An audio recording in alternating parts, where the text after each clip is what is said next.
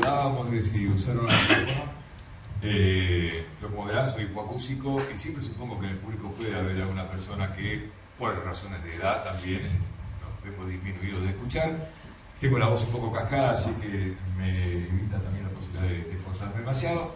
Así que, ante todo, bueno, gracias a la asociación, fundamentalmente, porque me consta que ha sido producto de la lectura de la novela que permitió que se sugiriera mi presencia hoy aquí, una vez más en Madrid también, lo cual me pone muy contento, con amigos, con gente que conocí hace mucho tiempo, que también incurre bien usado el término, en la historia, con la misma pasión y con el mismo amor, pero bueno, en mi caso particularmente desde la literatura, ¿no? Así que, bueno, y la posibilidad de hacerlo esto junto con María José, a quien conozco, precisamente por transitar juntos la poesía y la literatura en general. Hemos participado y organizado recíprocamente encuentros de escritores, tanto aquí en Madrid como en Treveri, y transitamos creo que los últimos 20 y pico de años juntos en varias ocasiones, y para mí es un gusto que ella me acompañe en esto, y es la que tiene la tarea de tratar de que yo diga algo medianamente interesante para ustedes. Algo así sería. Bueno, buenas tardes, bienvenidos a todos, muchas gracias por la invitación a la asociación. La verdad que les debía hacía bastante, porque bueno, Ani siempre que puede me convoca, me invita, y la realidad es que las cuestiones laborales por ahí dificultaban poder participar, y en esta oportunidad, como estamos acá en Madrid, ya no me podía negar. Así que muchas gracias a la asociación por la invitación. Bueno, estamos acá, vamos a incursionar un poquito en lo que es Tucuras. Tucuras. Yo te la voy a tirar así. Mi función va a ser tirar algunas cuestiones, y Gustavo, con la facilidad que tiene para contarnos y para explayarse, nos va a echar un poco de luz en esto. A ver, novela histórica, sí, no, ¿por qué? ¿Cómo vinculamos esta cuestión de la literatura y la historia? Todo lo que dice acá es histórico, ¿no? ¿Hasta dónde? Contanos ahí un poquito cómo fue ese proceso y cómo definís vos este proceso. Bueno, parto de la base de que ella confunde facilidad verbal con incontinencia verbal, que me responde más a mí, así que bueno, más cortame. No, yo creo que ante todo es una novela. La propuesta fue hacer una novela. Surge a partir de la experiencia que tuve junto con Jorge Fiori, que en aquel momento era director de Cultura de Treveri, que me propuso en algún momento trabajar con él en un proyecto de rescate histórico de la comunidad mapuche de Hueche y Lago Rosario, a partir de una experiencia que tuvimos con los chicos estudiantes de esa comunidad, y a partir de los testimonios que iban recogiendo, simplemente para una tarea casi escolar, surgieron testimonios muy intensos vinculados al desalojo de la comunidad Nahuelpan, y yo les sugerí la posibilidad de hacer un libro con esos testimonios. Yo vengo de una formación en narrativa en todo lo que fue la década del 80 en Buenos Aires. Tuve la oportunidad de compartir talleres literarios con algunos de los grandes, como yo digo, en ese momento Buenos Aires era el cementerio de elefantes de la literatura argentina en post-dictadura, porque muchos volvían del exilio y volvían a morir por la edad, básicamente, ¿no? Uno de esos fue Humberto Cacho Constantini, que grandes cuentos y grandes libros de cuentos y grandes novelas, como de hombres de dioses, hombrecitos y policías, o libros de cuentos El cielo entre los durmientes, por ejemplo. En fin, una narrativa muy fuerte que se escribía y se conocía y se potenciaba en la década de los 80. Con esa formación literaria, yo ese libro, que luego se llamó Memoria del Humo, quise hacerlo, pero no desde el rigor histórico, que yo no era académico, no era un estudiante de historia, sino que quería que esas voces quedaran registradas de alguna manera. Así que apelé a este manejo de la narrativa para poder construir esos textos, que afortunadamente siguen hoy haciendo un camino. El libro no se ha podido reeditar muchas veces, tiene una edición municipal nada más, pero está en las redes sociales, está subido a la página del municipio de Treveri, que fue quien lo publicó, y en muchas escuelas del interior de todo el país se usa como trabajo y como material para trabajar con jóvenes sobre todo también. Dicho esto, ahí empezaron a hacer trabajos nuevos que fueron Prevenir un pueblo en los tiempos del Molino, que es el estudio o la investigación en torno a el proceso de poblamiento del Valle 16 de Octubre, con 3 grandes corrientes, pueblos originarios que fueron relocalizados en su momento después de la conquista del desierto, la población chilena que emigraba, también empujada por un proceso de colonización en Chile, y obviamente la colonia galesa. Todo esto en la última década del siglo XIX conforma el grupo habitacional de lo que es el Valle 16 de Octubre, hoy Trevelin y algunas parajes cercanos. También allí la posibilidad de hacer un libro, porque para todo esto a mí Jorge me hacía leer un montón de libros de historia, y todos con distinto grado de academicismo, con distinto grado de profundidad académica, de citas, pero yo entendía que teníamos que hacer un libro de divulgación histórica. Yo no podía escribir un libro con ese grado de académico, con ese grado de profundidad. Entonces apelé justamente a todos los recursos literarios para poder contar esa historia. Claro, en ese proceso, estamos hablando del 2002 aproximadamente, yo fui encontrando con situaciones, personajes y un montón de hechos que luego nunca quedaban en esas bibliografías que escribíamos, y algunas circunstancias que sí me decían: esto tiene que estar escrito en algún libro, esto tiene que ser parte de alguna otra historia, me gustaría hacerlo de manera literaria. Y al final del 2002 hubo un profesor cuyo nombre hago mal, un académico de la Universidad Católica, estoy tratando de acordar el nombre, Imas, de Imas. José Luis de Imas. José Luis de Imas, exactamente.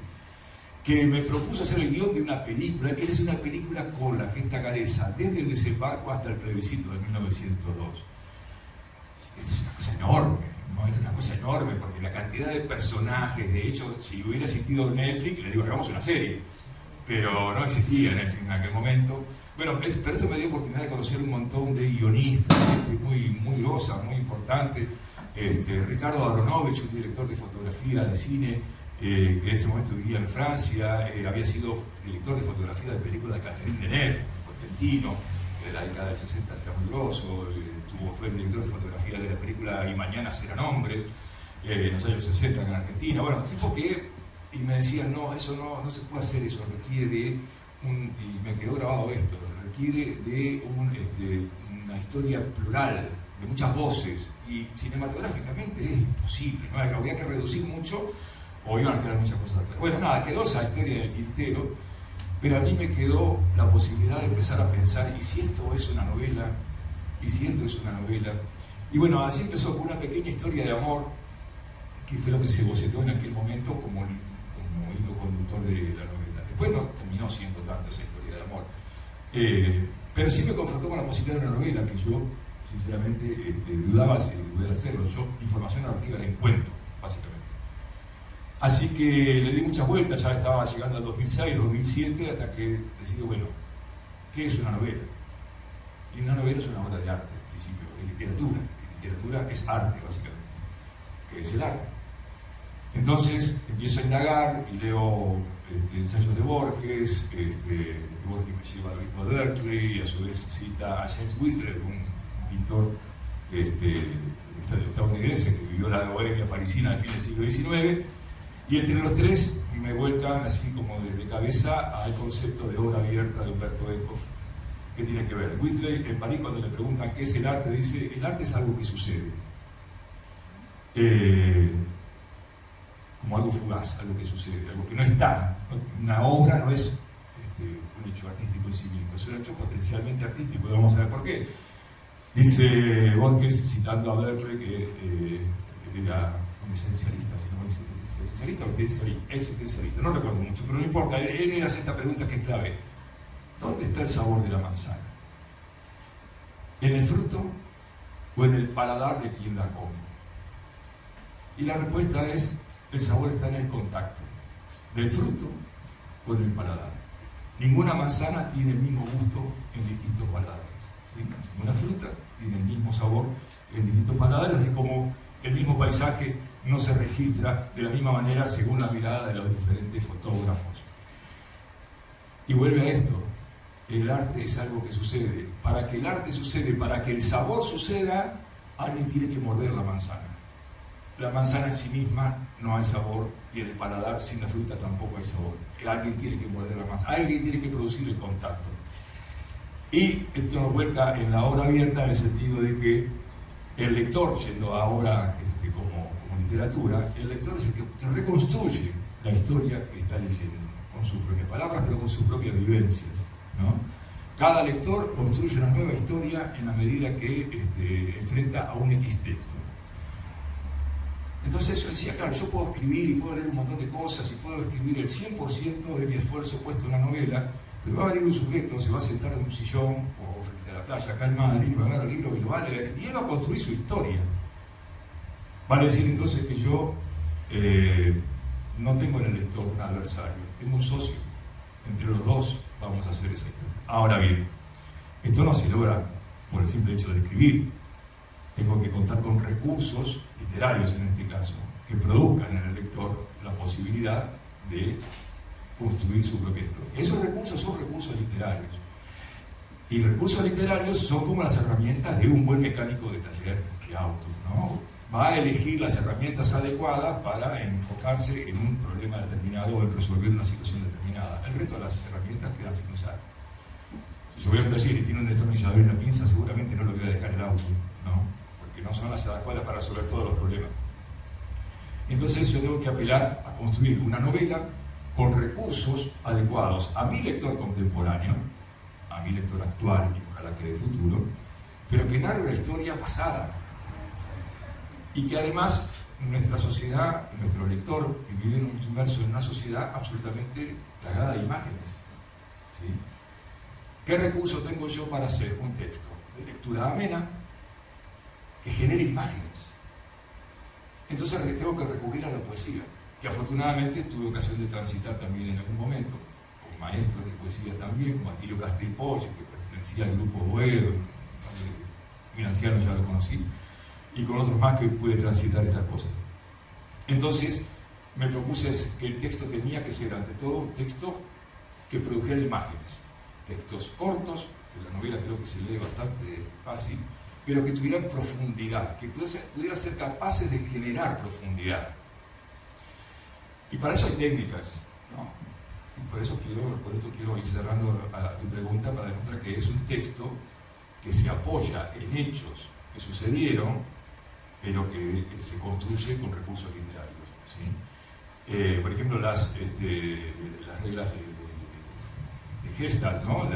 Hay una que es la parte por el todo, donde yo siempre digo, si yo dibujo una rayita, otra rayita y otra rayita abajo, un emoji, ¿va? Como conocemos todo acá, yo se los muestro así, vamos a decir que hay un rostro sonriente. Digo, no, muchachos, son 3 líneas, 2 rayitas rectas y una curva.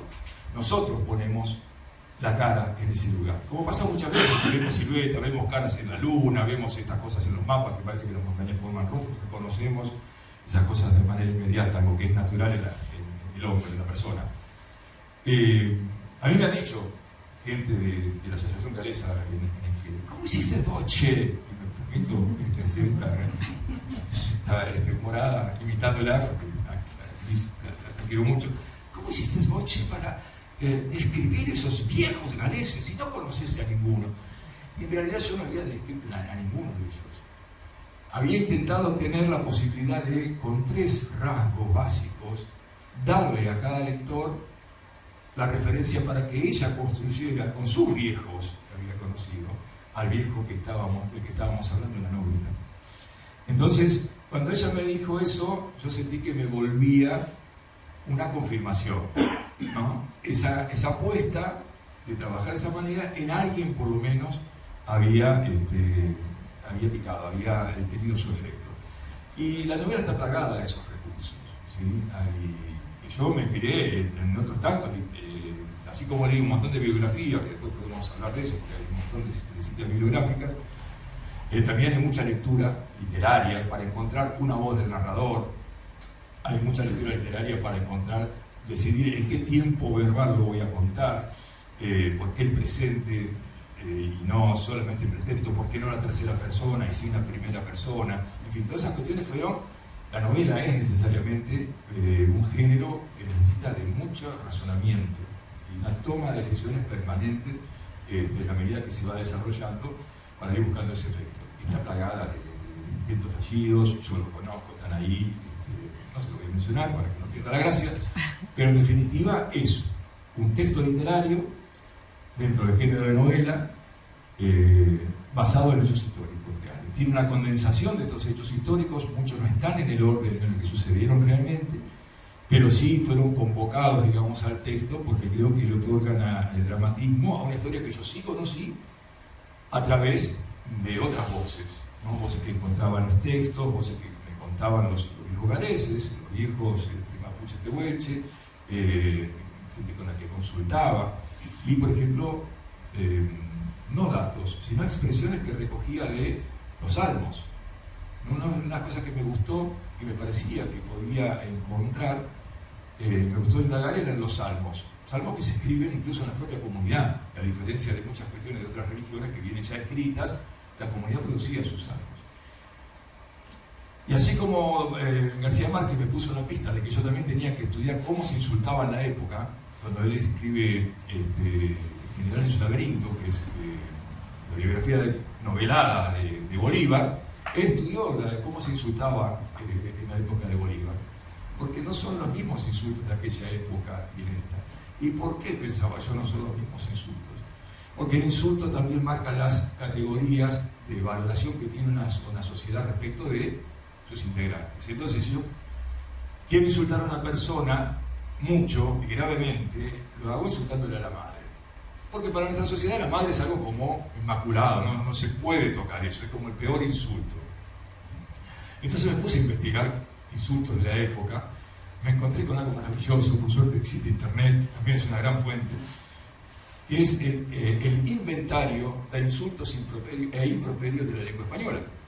Es un tipo que se dedicó a juntar todos los insultos que había escrito desde el mío Cid en adelante y los iba catalogando y fechando y estableciendo cuál fue la primera vez que se publica X palabra, ¿no? No sé un solo término, simplemente para decir, lo estudié y puse una palabra ahí nada más en la novela, pero me pareció excelente que existiera esa fuente. Y también como que me confirmaba esto, ¿no? A lo largo del tiempo los insultos se van variando en función de no solamente del tiempo, sino de la geografía social de la comunidad.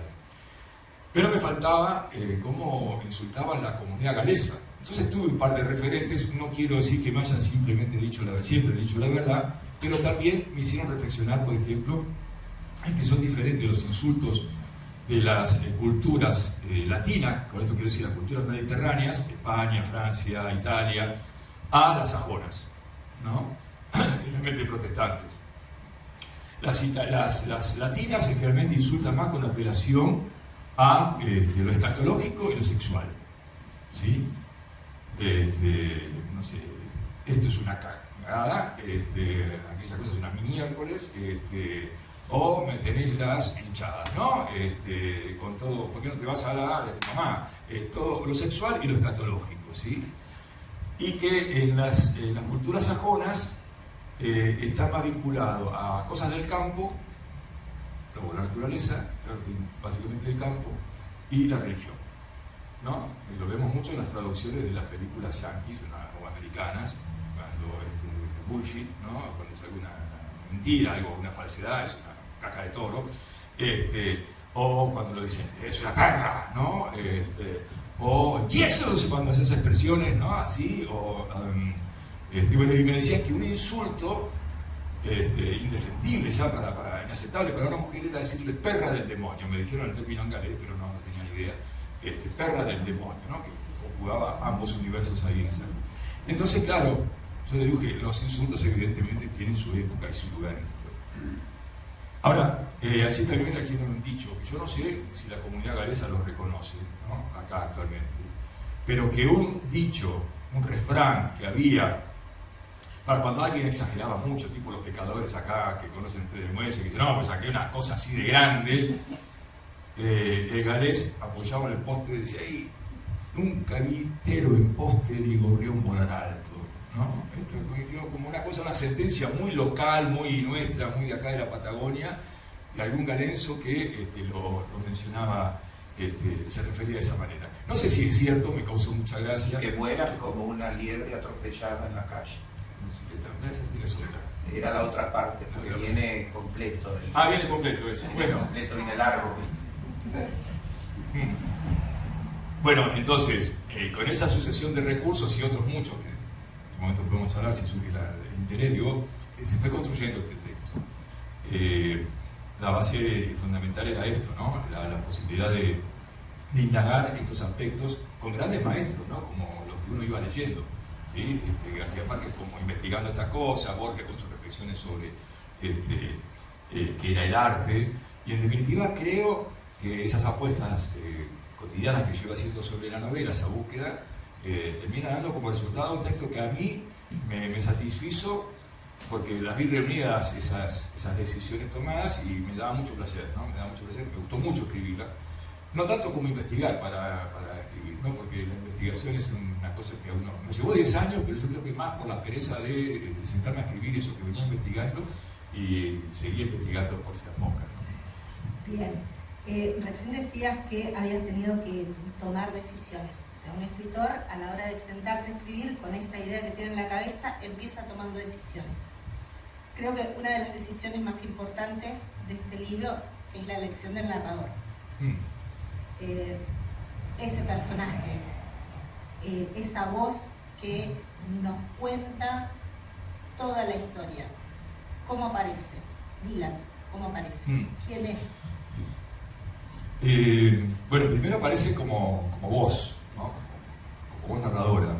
Yo no quería contar lo que ya todos sabemos. La comunidad galesa conoce, y quienes nos interesa la historia de la comunidad galesa en Chubut, lo conocemos, el desembarco, el viaje de Coronel Fontana a la cordillera, la historia de los mártires,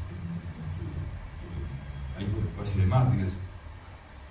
Eso ya está muy escrito, muy investigado, escrito de distintas maneras, está incluso ficcionado también. No quería escribir eso, porque creía que lo que había leído de las historias me daba mucho más riqueza de personajes, de variedad de personajes y de episodios, aunque eso no está omitido, está contado desde otro lugar, está referido desde otro lugar, ¿no? Entonces necesitaba alguien que me permitiera contar otras cosas, pero además me encontraba con un dilema ético. Mis personajes iniciales eran 3. John Daniel, JB o GB, como se deduje que en algún momento se usaban esas las siglas y las iniciales de los nombres, así que John Daniel Evans es JB, Gwen, que es la niña, y el otro sería Macol, que es el hijo de las tribus tehuelche que comienza a quedarse en la colonia. Las circunstancias después son las que están contadas en la novela de por qué pasa esto, es que no era el único que se quedaba, pero es el que se queda en esa familia. John Daniel es el único hijo natural de la familia, de Mary y de padre Daniel, como se lo menciona. Gwen era la hija, podríamos decir que prácticamente de los huesos porque habló de que su madre muere en el desembarco y ella se queda a cargo de su padre, pero su padre no resiste la soledad de la Patagonia y desaparece, se va la gente, y ya la encuentran allí junto a la orilla del río. Dicen, y cito mucho en dicen, ¿no? Que rodeada de animalitos, un zorro que jugaba con ella, o que estaba ahí como si ella fuera uno más de ese grupo de animalitos, que no lloró nunca, jamás se la vio llorar.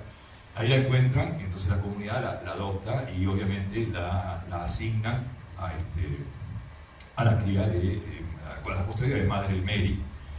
Macaulay, que viene con el cacique Orqueque, yo lo pongo Orqueque en este lugar de otros caciques que llegaban a la cosa, pero es el que viene y se queda en la colonia también, mientras el resto de la tribu subía hasta Patagones a comerciar.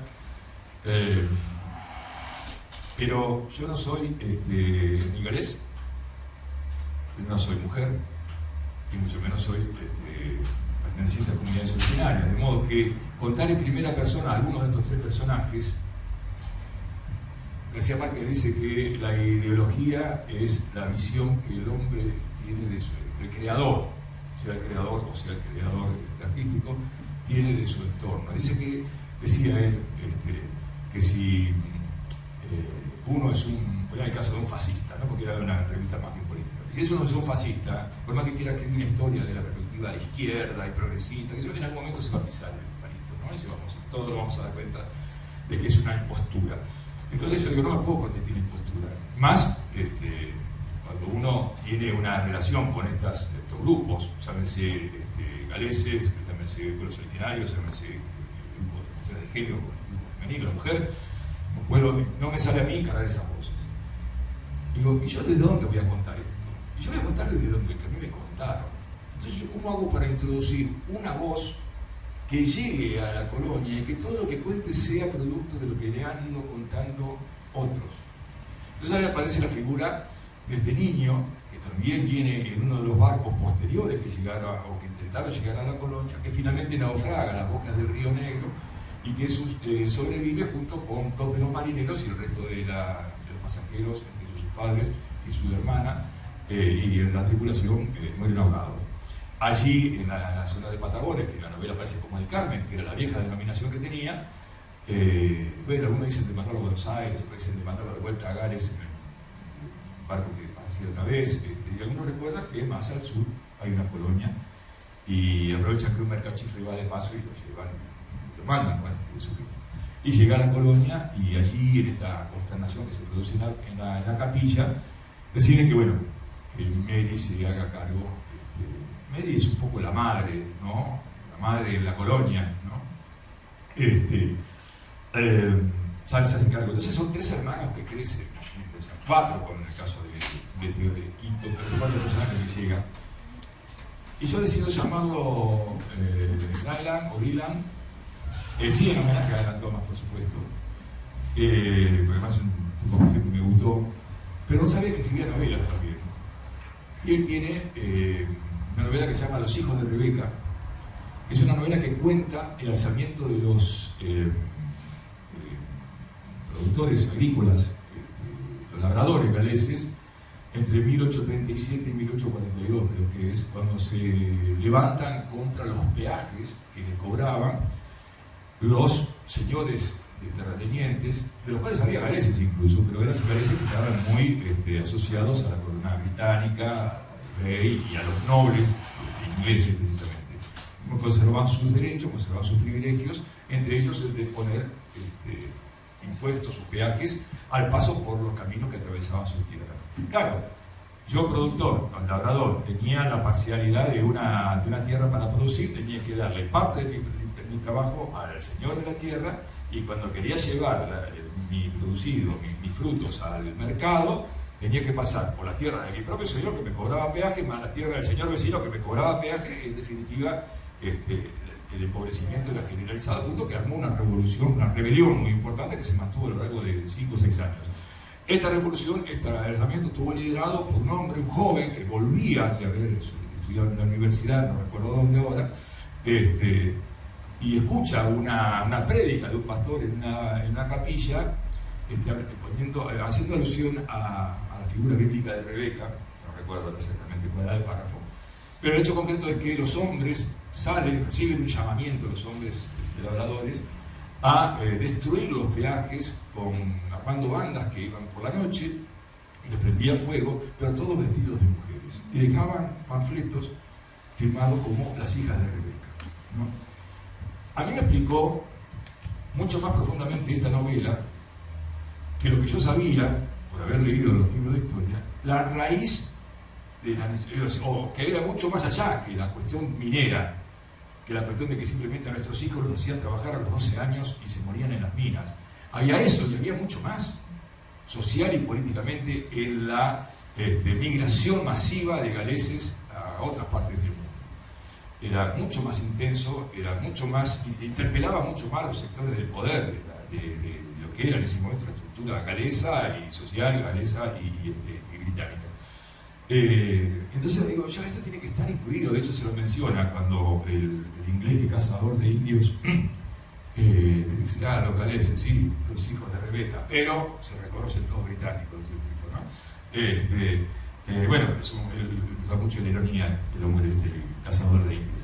Pero entonces se llama Dylan. Y Dylan, desde que llega, es el autor del texto, que es el que va contando toda la historia, lo hace aludiendo a que dicen, que yo tenía 5 años cuando llegué, dicen que me recogió en tal lugar, dicen que tal cosa, dicen que la primera mujer con la que se crió, que estaba con el reverendo Evans, el reverendo, no sé si era Evans o Williams, ahora no recuerdo, ¿no? Hace mucho que no leo la novela. Se cría con un reverendo, primeramente, y la mujer del reverendo hace unas sopas que a él no le gustaban. Entonces, dicen que ella hacía esto, pero a mí yo me acuerdo que nunca más me gustó la sopa de pan tostado, ¿no? Entonces, entre su memoria y sus sensaciones, va construyendo este relato. Y se ubica luego, cuando ya es muy joven, en una de las chacras del río Chubut, hacia el oeste, que era de 2 ancianos, que, bueno, el hombre muere finalmente y la mujer ya se traslada, a no poder hacerse cargo de la chacra, se traslada hacia lo que era Gaiman, incipiente Gaiman, para vivir allí. Y esa chacra queda libre de una manera y la comunidad se la ofrece, en ofrecimiento, y él acepta trabajar en esa chacra, siendo joven, 18, 19 años. Y se va allí como soltero. De hecho tiene su Carvach, que era, como creo, los que saben galés lo podrán pronunciar mejor, pero yo recuerdo que John Daniel Eva los menciona, el encuentro en las casas de los solteros. Los hombres de determinado lugar de la colonia se juntaban en casa de solteros, ¿no? Que tenía ese nombre, yo lo tomé de ese dato. Y él es el soltero, pero tiene un lugar, un sauce, junto a la casa, donde todo el que sale de la colonia, que llevaba sus buenos tiempos, ¿no? Salir de la colonia a caballo, llevaba su tiempo, hacía noche en ese lugar, antes de irse a otro lugar, a su destino. Y en esa noche que compartía con Dylan, le iba contando qué pasaba en la colonia. Sabés que fulanito se murió, sabés que Menganita está embarazada de fulano, sabés que se casaron Menganito y tal. Todos esos, yo me digo cotidianos, pero también las cosas graves, ¿no? Y las cosas importantes se iban enterando por lo que le contaban, ¿no? Que tenemos un gobernador, en fin, todas esas cosas pasan y le contaban los que salían de la colonia. Pero los que venían llegando a la colonia también le contaban las novedades de otros sectores de la colonia, o de provincias o de regiones más al norte, o de Buenos Aires mismo. Entonces, ese lugar del sauce junto a la casa, que yo lo escribo todo junto, sauce junto a la casa, porque en mi casa había un aparador, un mueble, que era el aparador guindo, y yo nunca, hasta que el día que lo pude escribir, me di cuenta que eran 2 palabras distintas, aparador, guindo. Para mí era todo uno, siempre fue todo uno, no había otra cosa que fuera el aparador guindo que ese mueble, se llamaba así. Entonces ese lugar donde tantas cosas ocurrían era el sauce junto a la casa, era un solo término.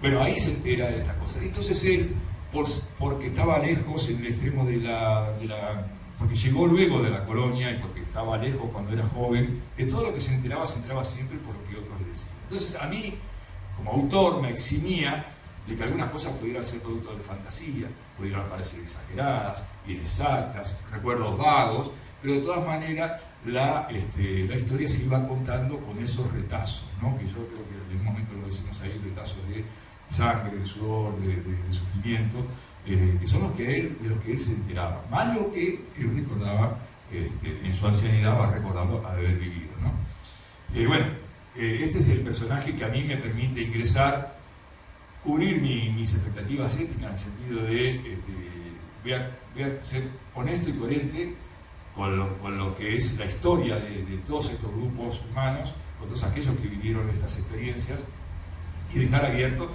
la posibilidad también de juzgar, ¿no? Porque yo sostengo, y me parece importante esto, siempre hemos recibido, creo que uno lo hace hasta para como promoción turística, está bien que sí sea, ¿no? Porque además yo trabajo con cultura y turismo, pero siempre tenemos una versión bastante romantizada del vínculo de la comunidad con sí misma y con las otras comunidades.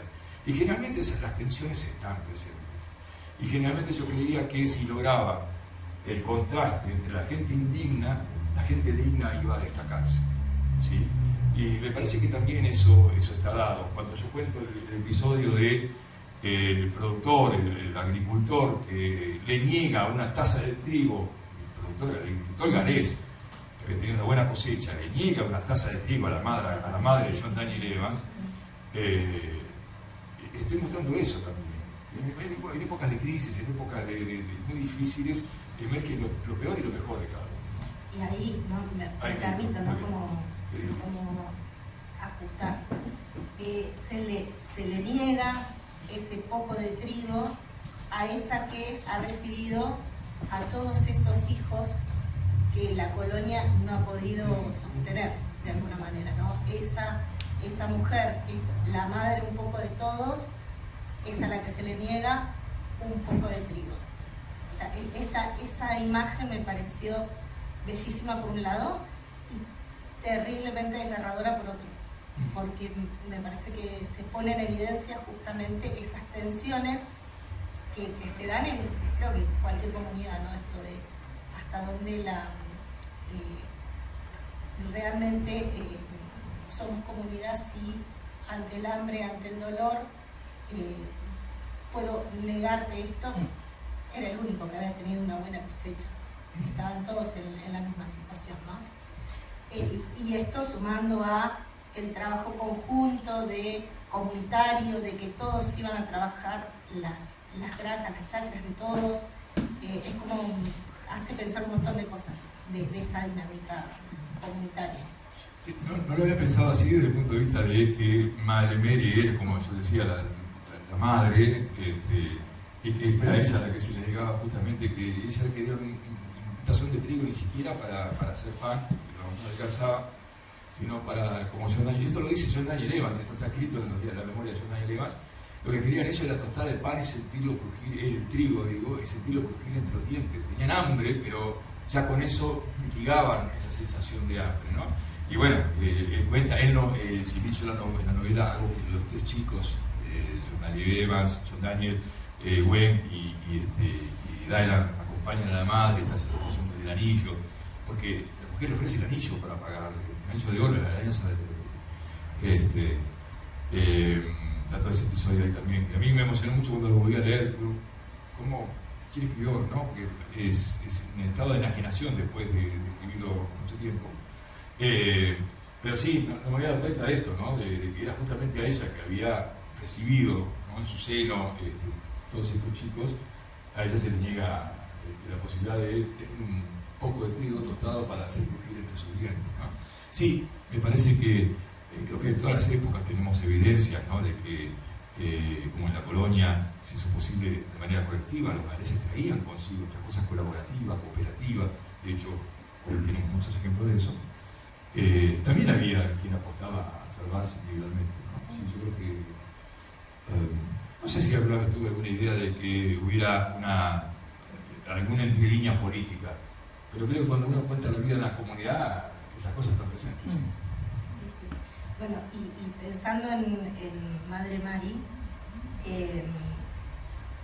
también el rol de la mujer en este relato, ¿no? Cuando es la que logra articular qué hacemos con los hijos de las tribus. Los hombres se han reunido. Contanos un poquito, porque me parece que es sutil, pero con una claridad del rol de la mujer realmente dentro de la comunidad galesa. Yo creo que no me lo propuse nunca, pero cuando mi hija, que tiene 30 años, pero en ese momento tenía 16, 17 años, lee la novela, papá dice, pero Madre Mary es la abuela Yeya, mi vieja. ¿Viste? Decís, nunca pretendí que fuera algo biográfico, tengo un montón de referencias a mi vida personal, pero no como una cuestión biográfica, sino que fui tomando de esto del aparador lindo, ¿no? Cosas que yo asociaba y lo transformaba después en algún recurso. Pero yo creo que sin duda me parece que las mujeres se volvieron las protagonistas. En muchos momentos son las que definen el curso de la historia en Tucuras. Y me di cuenta de que mis lecturas sobre la historia, de la la galesa y también de pueblos originarios. La importancia de la mujer es clave, es tremendamente clave. Evidentemente algo así hubo que trascendió mis intenciones literarias y la contar las anécdotas y aparecieron. Y este es uno de los momentos quizás más interesantes porque yo lo vi antes de escribirlo. Es decir, yo tenía escrito ya un borrador. El hecho es el siguiente. Reverendo Williams, o no me acuerdo cómo era su nombre, recibía a los chicos de las tribus que venían durante el verano, dejaban a los chicos en la comunidad y seguían hacia Carmen de Patagones, como decía, y los acogía él en su misión, era una misión, ¿no? Entonces ahí les enseñaba religión, les enseñaba idiomas, bla, bla, bla, bla, pasaban las familias de los chicos y se los llevaba de vuelta. Pero un día muere este reverendo. Entonces, ¿qué hacemos con los chicos? ¿No? Y se produce que llegan al día de las tribus y siempre acompañaban, acampaban muy cerca de la colonia, y surge toda esta cuestión de liberar. ¿Qué hacemos con los chicos? Le tenemos que decir que no lo dejen, porque tenemos que nos dejen. Pero todo esto era la discusión entre los varones, que siempre nos hacemos más problemas, le damos 2 vueltas más al tornillo del que se debe dar. Y yo me había concentrado mucho en las expectativas y que algunos estaban armados y que otros, del otro lado, se los veía todos formados en fila a los muchachos allá de Tehuelche, arriba de los caballos, todos así, medio expectantes, y al mismo tiempo cada uno se tomaba al otro como recíprocamente como una amenaza. Mientras que las mujeres, aparte, claro, todas las mujeres ahí de los Tehuelches y las mujeres acá en la reserva, digamos, pasaba 1, 2, 3 días que no se resolvía la cosa, pero estarían cocinando en algún fogón, algo para mantener ahí a los hombres atentos. Pero en un momento en que yo digo, ¿cómo resuelvo esto? ¿Cómo se resuelve? Y se me aparece Madre Mary caminando y atravesando esa distancia del campo neutro, digamos, a encarar a la mujer de Orqueque.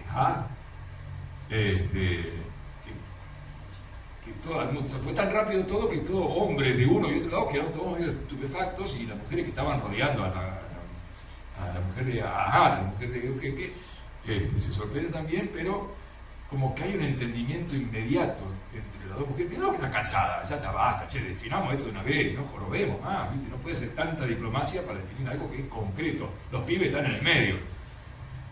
No sé de qué manera, nadie sabe de qué manera, y todos de algún modo también sabemos que cuando 2 personas quieren comunicarse, lo logran de la manera que sea, y lo digo yo en el libro también, a veces haciendo dibujitos en el piso con un palito, acuerdan. Y ambas vuelven a sus respectivos lugares, y los hombres que se acabó el partido, ¿qué pasó? No jugamos más ahora, se terminó la diplomacia, ya está, simple, se quedan en cada una de nuestras familias, y punto. Después viene y se lo llevan cuando, como hacíamos siempre, en vez de quedarse en lugar, cada una de nosotras nos hacemos cargo de uno de estos chicos o de chicas y ya está, listo, se acabó, y así se acuerda y resuelve el tema. Pero bueno, creo haberlo escrito de un modo literario, como que así yo estoy contando la anécdota, no tiene nada de gracia, en la novela se lo ve mucho más bonito, ¿no? Es más bonito, y realmente es una cámara, es una película. Particularmente, ese episodio es una película, como está narrado. Por favor, les recomiendo, lean la novela. Todo esto que estamos diciendo, cuando se encuentren con esos relatos, esos episodios, van a decir, a esto se referían. Bueno, yo quiero que leas un poquito.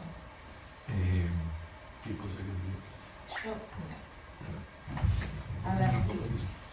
Porque no soy bueno leyendo, ese es el tema. No, sí, son buenos. Para que yo tenía una. Pero bueno, hay otras situaciones que a mí me gustó mucho cuando las vuelvo a leer, y son de las escenas que más recuerdo, quizás cuando están. Gwen atraviesa todo un proceso de adolescente a mujer muy violento, muy agresivo, muy expulsada de la colonia, y el reencuentro con su madre posterior, para mí es una de las escenas, ahí ya la novela entra en un costado mucho más dramático, ¿no? Hasta cierto punto por ahí puede parecer un poco costumbrista, pero entra en un plano mucho más dramático. Yo no te iba a pedir eso. No, pero... Te iba a pedir eso.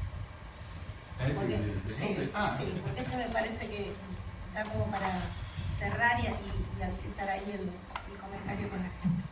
Bien, sí, claro. El ejército es una manga de torturas. A su paso, al paso de las tropas uniformadas, turbas voraces, caóticas y tronantes, predadoras como langostas, queda el silencio. Un manto de polvo caritativo cubre la vergüenza del paisaje.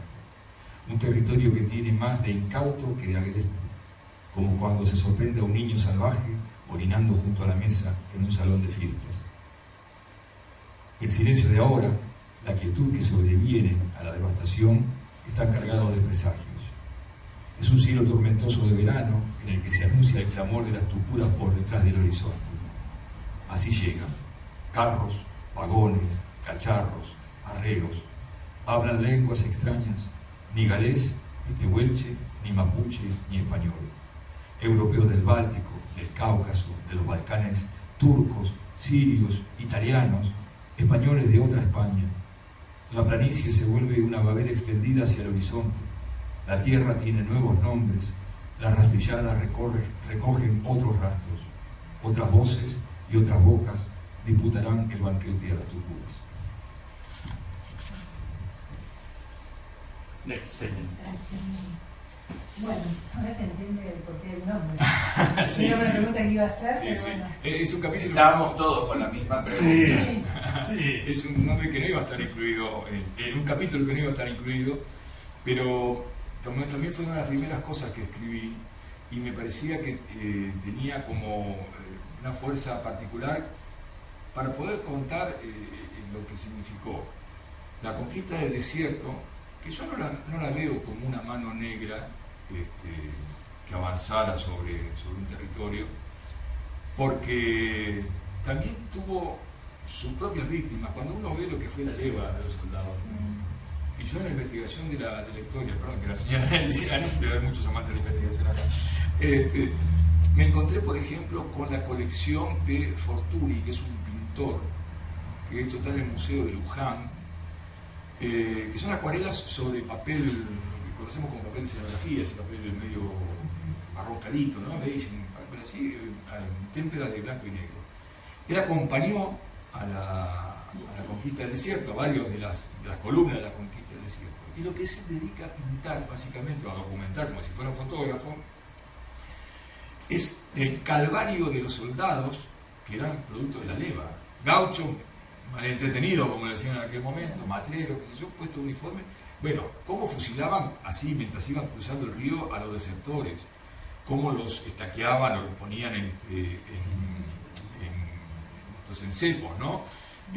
También cómo se producían los ataques indígenas, también cómo se lo veía asaltando o acechando a las tropas, en fin, hay una naturaleza y una calidad expresiva impresionante, cómo de pronto en un poblado chiquitito aparecía un pequeño malón y raptaba a los chicos, ¿no? de los brazos de su madre. O sea, la tragedia de ambos lados, cotidiana, no el resultado final solamente, no la tragedia como resultado final de muertes, de destierro, en fin, sino la tragedia mientras tanto de la propia conquista del desierto. De hecho, en los informes de los partes de guerra son más los muertos en el ejército por deserción, por enfermedad, por torturas y fusilamiento, que en confrontaciones con las tribus, ¿no? Con los grupos indígenas. Entonces,